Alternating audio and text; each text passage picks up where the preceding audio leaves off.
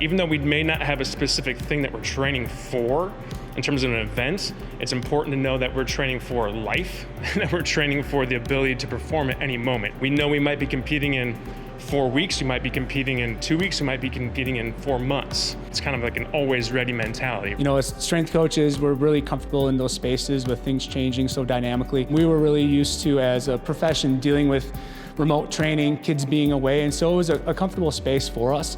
The biggest thing was about just keeping the kids' mindset forward growing. There were so many of us that were accustomed to writing programs and training in one fashion, and we really had to dig deep as a collective group to dive back into things that we've done years in the past where maybe it's just body weight, maybe it's just band, and collectively we put ideas together. We talked about different things we were doing with our student athletes. Everybody was in certain situations that were really different, and it took a lot of thought, a lot of research, a lot of experimenting to the demise of my own physical well-being, to certain points, just going through and absolutely just experimenting with all kinds of crazy stuff, right? But you know, you do it for the athletes. Jeff and a lot of like our strength and conditioning coaches have been able to tackle it and like make the accommodations that need to be made so that like we're still able to do what we need to do. Really the most difficult piece of this whole equation was not being able to see people. And how do you possibly coach people in a way where you can't see one another? Okay, so day one is gonna be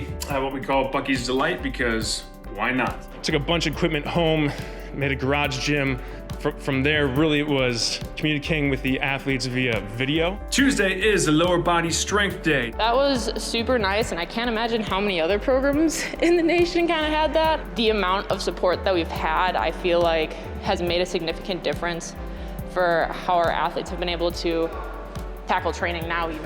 I've always been someone that is fine working out by myself, but being back with the team and feeling that energy, that you just don't get that kind of energy by yourself. So feeling the vibes of being back in the gym and being around that energy was just awesome. They bring the best out of us because their energy, their excitement, they help us stay motivated. And really the challenge is all the setup going into getting athletes back, but once you're on the floor coaching, we're just out there having fun, working really hard to get our kids to a place where they feel really confident with what they're doing. I knew I felt really good, but I didn't really have any way of proving to myself that I felt as good as, or was as good as I felt. So those PRs were the proof to me that, yeah, you are feeling as good as you are, and all that work really did pay off, and you are the strongest you've ever been. It's awesome. It's why what we do. We're out here working our butts off, trying to get them to be the best they can.